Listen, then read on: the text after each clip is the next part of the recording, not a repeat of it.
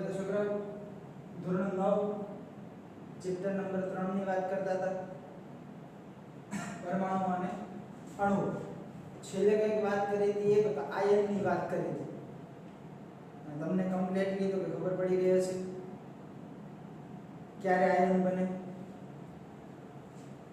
એના માટે યાદ રાખવાની વસ્તુ હતી એ શું હતી તો કે યાદ રાખવાની વસ્તુ હતી એ તત્વના નામ પરમાણુ ક્રમાંક સંજ્ઞા અને ઇલેક્ટ્રોન રચના રેડી આ તમારો પાયો છે આ વસ્તુ તમારે છેક લગન આડી આવશે અત્યારથી તો લગભગ ધોરણ 8 થી જ આ વસ્તુ આવે છે અને 8 માં આપણે કરેલી જ વસ્તુ છે આ રેડી 1 થી 20 તત્વના નામ કરાવ્યા હતા છતાં પણ હજી એક વખત કહી દઉં હું 1 થી 20 તત્વના નામ કમ્પ્લીટલી કરવાના છે બરાબર આ પાઠનો અથવા કેમિસ્ટ્રીનો પાયો છે એવું કહી શકાય રેડી પાઠની શરૂઆત આપણે કરવાની છે એમાં તો કે એમાં ઉપયોગમાં આવતી વસ્તુ છે આ ખાસ કારણ કે આગળ જતા સંયોજન બનાવવાના થશે આ જ પાઠની અંદર ત્યારે તમને ખબર હોવી જોઈએ કે કઈ રીતના સંયોજન બને એના માટે આ વસ્તુ ખાસ જરૂરી છે આમ જોતા પાઠનો હજી શરૂઆત આપણે નથી થઈ પાઠનો ટોપિક એક ચાલ્યો નથી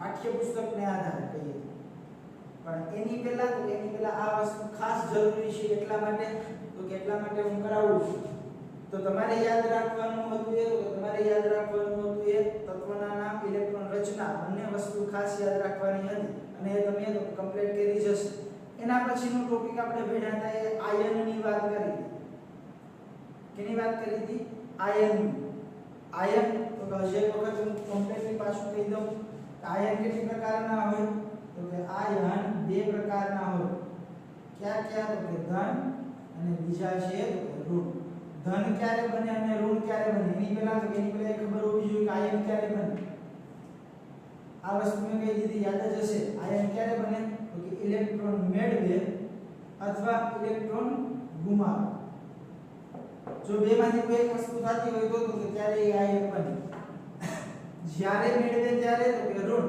અને ગુમાવે ત્યારે ધન આયન બને એ શું કામ મેળવે અને શું કામ ગુમાવે એની પણ વાત આપણે કરી શું કામ એવું કરે છે તો કે સ્થાયી થવા માટે સ્ટેબલ થવા માટે કોના જેવી ઇલેક્ટ્રોન રચના બનાવવા માટે તો કે નિષ્ક્રિય વાયુ જેવી નિષ્ક્રિય વાયુ ક્યાં હતા તો કે હિલિયમ નિયોન અને આર્ગોન કઈ રીતની હતી તો કે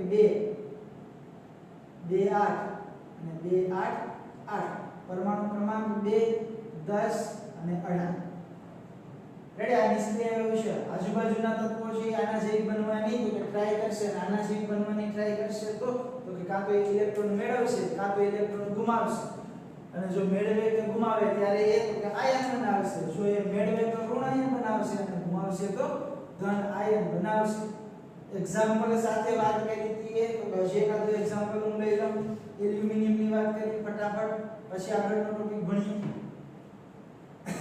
એલ્યુમિનિયમ આવે તો કે એ ધન બનાવશે કે ઋણ બનાવશે કેમ ખબર પડે તો કે સૌથી પહેલી વસ્તુ માઇન્ડમાં લાવવાની છે એ તો કે એનો પરમાણુ ક્રમાંક કેટલો છે 13 પછી બીજી વસ્તુ માઇન્ડમાં લાવવાની છે ઇલેક્ટ્રોન રચના 2 ને 8 10 ને 3 13 પછીની વસ્તુ તો કે એના પહેલાનો નિષ્ક્રિય વાયુ નિયોન એના પછીનો આર્ગોન પરમાણુ ક્રમાંક 10 પરમાણુ ક્રમાંક 18 ઇલેક્ટ્રોન રચના 2 8 ઇલેક્ટ્રોન રચના 2 8 8 હવે એલ્યુમિનિયમ છે નિષ્ક્રિય વાયુ જેવું બનવાની ટ્રાય કરશે શું કામ તો નિષ્ક્રિય વાયુ સ્ટેબલ છે કોઈને હળી કરતા નથી તો કે બનવાની ટ્રાય કરતી હોય તો કે કાં તો નામ બનાવવું પડે આમ બનાવવું હોય તો કે તો 3 છે અને 8 બનાવવા હોય તો 5 ઇલેક્ટ્રોન મેળવે તો થાય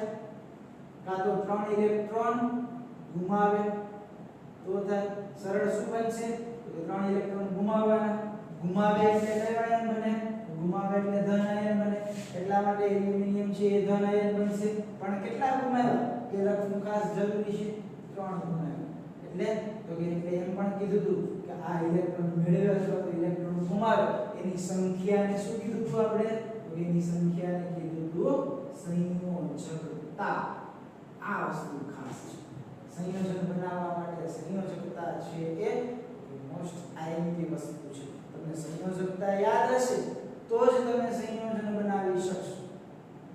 રેડી? સંયોજકતા કોને કહેવાય? જેટલા ગુમાવે તો ઉમેરો. સાઇન લખવાની ખાસ. હવે તમને કોઈ પૂછે કે એલ્યુમિનિયમની સંયોજકતા કેટલી છે, તો તરત માઇન્ડમાં આવે +3. આગળ ભણી દીધા ક્લોરીન. ક્લોરીનની સંયોજકતા તમને પૂછે તો કરો યાદ. ક્લોરીનનો પરમાણુ ક્રમાંક 17. પહેલાનો નિયોન, પછીનો આર્ગોન. કાં તો એને 7 ગુમાવવા પડે, કાં તો એને 1 મેળવવો પડે. એ 1 મેળવશે એટલે ઋણ આયન. કેટલા? તો કે 1. એટલા માટે તો કે એની સંયોજકતા થશે તો -1. આ એની સંયોજકતા દર્શાવે. બરાબર છે? હજી યાદ કરાવું. કોક તમને પૂછી દે કે મેગ્નેશિયમની સંયોજકતા.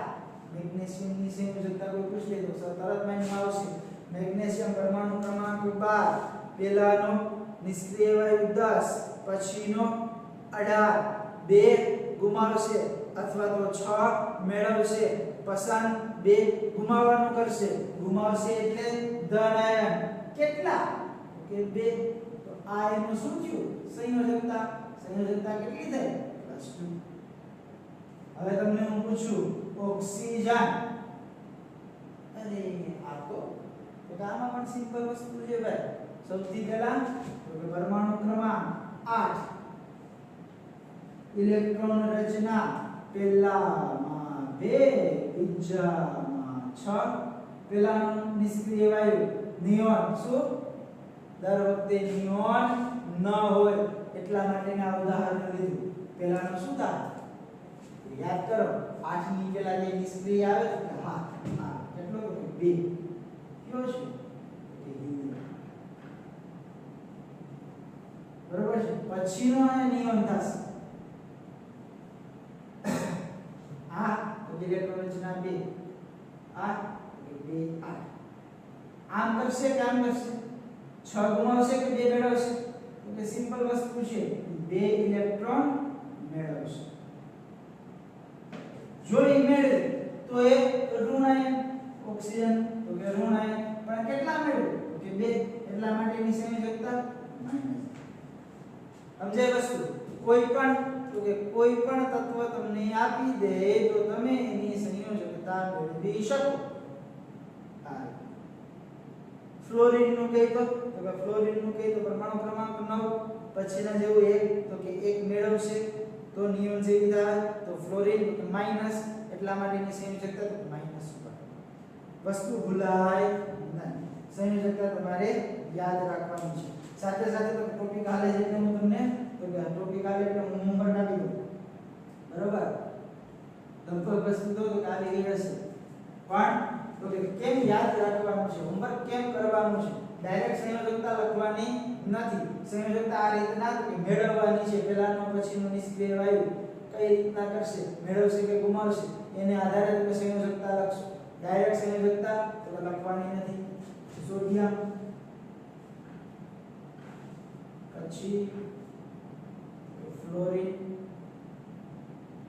Magnesium,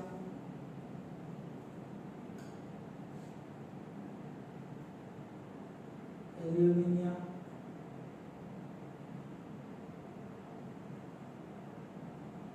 potassium, calcium.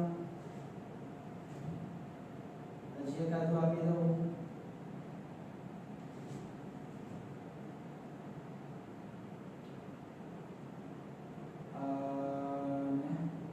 Chlorine. Okay? એટલા ઘણા 1 2 3 4 5 6 અને 7. આનું શું કરવાનું છે? તો કે સંયોજકતા મેળવવાની છે. એના માટે તમે પહેલા શું કરશો? તો કે એના માટે પહેલા ઓકે આયન બનાવશો. કયા પ્રકારના આયન બને છે એ ફાઇન્ડ કરશો. એ આયન બને કેટલા મેળવે કે કેટલા ગુમાવે એના આધારે તમે નક્કી કરશો એની તો કે સંયોજકતા નક્કી કરશો.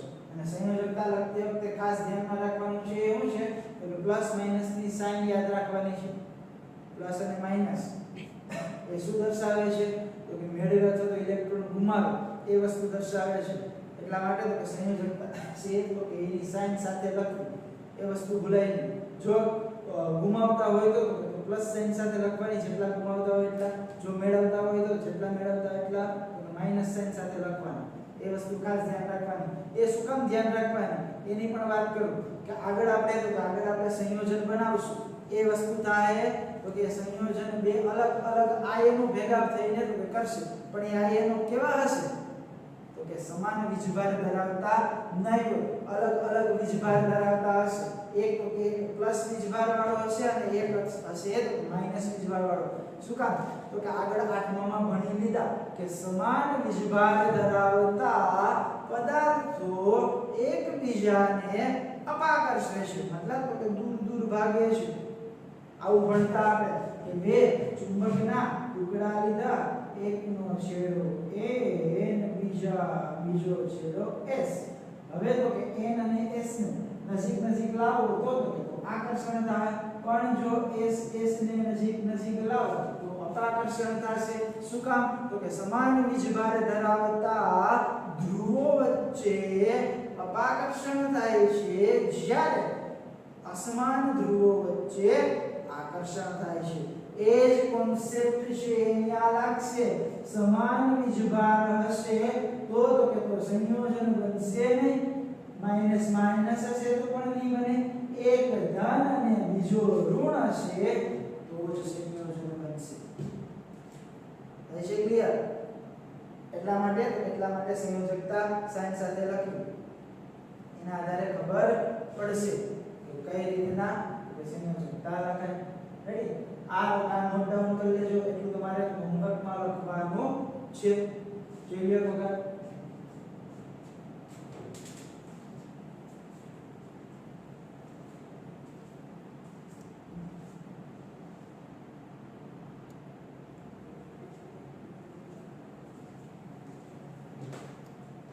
ઓકે. તો આ વાત થઈ સંયોજકતાની વાત થઈ. જો તમે આગળ જતા સંયોજકતાની એક બે વ્યાખ્યા તો સંયોજકતાની એક બે અલગ અલગ વ્યાખ્યા છે, બધાયનો મીનિંગ આમ જોતા એક જ થાય. તમને કોઈ સંયોજકતાની વ્યાખ્યા જો એક માર્ક્સમાં પૂછવું હોય તો પણ પૂછી શકાય હો ભાઈ.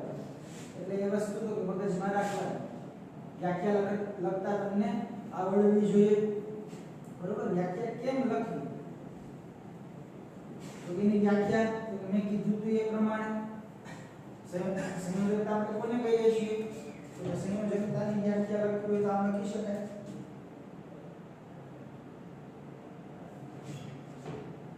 કે તત્વ જેટલા પ્રમાણમાં ઇલેક્ટ્રોન મેળવે અથવા તો જેટલા પ્રમાણમાં ઇલેક્ટ્રોન ગુમાવે તે ઇલેક્ટ્રોનની સંખ્યાને તે તત્વની સંયોજકતા કહે છે. એટલે આપણે કહ્યું તે પ્રમાણે જેટલા ઇલેક્ટ્રોન મેળવે તો જેટલા ઇલેક્ટ્રોન ગુમાવે એ તત્વના તો કે એ તત્વની સંયોજકતા એટલી હોય.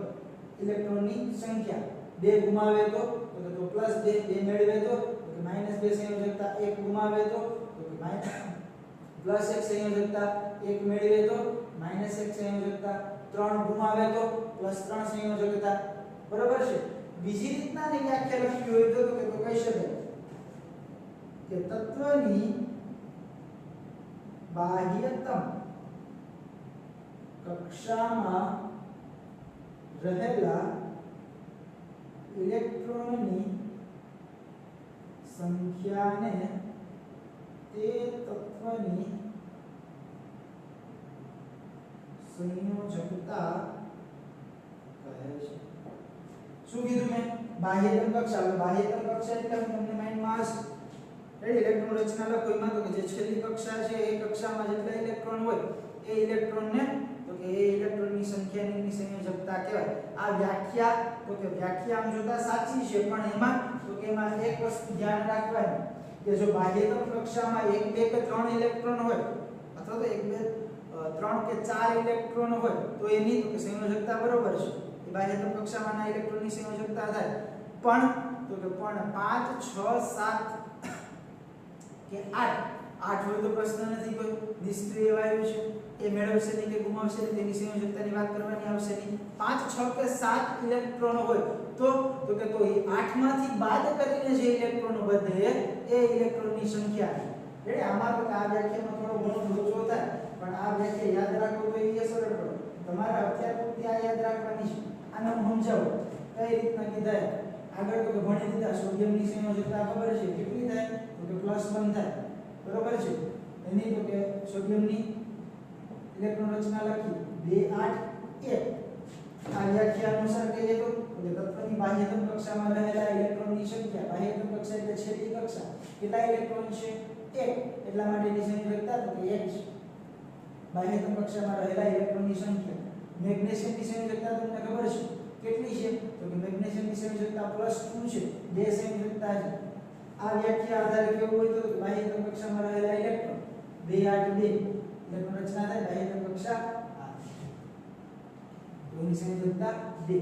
પણ જો મેં કીધું એ પ્રમાણે 5 6 કે 7 ઇલેક્ટ્રોન બાહ્યતમ કક્ષામાં હોય તો એની સંયોજકતા તો કે 8 માંથી બાદ કરીને જે ઇલેક્ટ્રોનની સંખ્યા આવે એ મતલબ એમાં તમને સમજવામાં લોચો પડતો હોય. આ એક્ઝામ્પલ જો એટલે તો ખબર પડી જાય. ક્લોરીન ક્લોરીન આની સંયોજકતા આપણે ભણી લીધા કેટલી છે -1.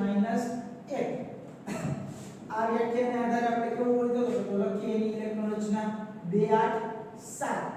મેં શું કીધું કે બાહ્યતમ કક્ષામાં 5 6 કે 7 ઇલેક્ટ્રોન હોય તો સંયોજકતા કેમ કરવી તો કે 8 માંથી બાદ કરીને બાહ્યતમ કક્ષા 8 માંથી બાદ કરી નાખવાની. કેટલા કરશું તો કે 7 બાદ કેટલા વધ્યા 1. તો ક્લોરીનની સમજાય છે ક્લિયર. આ વસ્તુ તમારી થઈ એની સંયોજકતા. ઓક્સિજનની પણ વાત કરવી એટલે વધારાની છે. આપણે એક એક્ઝામ્પલ લઈ લઈએ. ઓક્સિજન આવે ઓક્સિજનની સંયોજકતા તમારે જાણવી છે તો આ સૂત્રને આધારે ખબર છે મને -2 છે. આ વ્યાખ્યાને આધારે કેવું હોય તો કહી શકાય 2 અને 6 8 થઈ ગયા. હવે તો કે 5 6 કે 7 ઇલેક્ટ્રોન હોય તો કેમાંથી બાદ કરશું 8 માંથી 6 બાદ કરો કેટલા વધે આ એની બીજી વ્યાખ્યા. એટલે સંયોજકતાની વ્યાખ્યા તમારે આમ જોતા યાદ રાખવી હોય અને તમારે ભણવામાં આ વસ્તુ 10મામાં આવશે. રેડી આ વસ્તુ તમારે આખી ટોપિક આવશે સંયોજકતાનો એ 10મામાં આવશે. હાલ પૂરતી તમે આ યાદ રાખો તો બેટર રહેશે. અને આ એ રહી તો વધારે સારામાં સારું સંયોજકતા કોની કીધી હતી જેટલા ઇલેક્ટ્રોન ગુમાવે છે જેટલા મેળવે એ ઇલેક્ટ્રોનની સંખ્યાને સંયોજકતા કહેવાય. હવે પછીના લેક્ચરમાં વાત કરશું એ તો કે સંયોજકતાને આધારે સંયોજન બનાવવાની વાત કરશું. રેડી બે તત્વો જોડાય અને સંયોજન કઈ રીતના બનાવે છે એમાં સંયોજકતાનો ઉપયોગ કઈ રીતના કરવામાં આવે એની વાત કરશું. પણ એ નેક્સ્ટ ટાઈમ. આજ માટે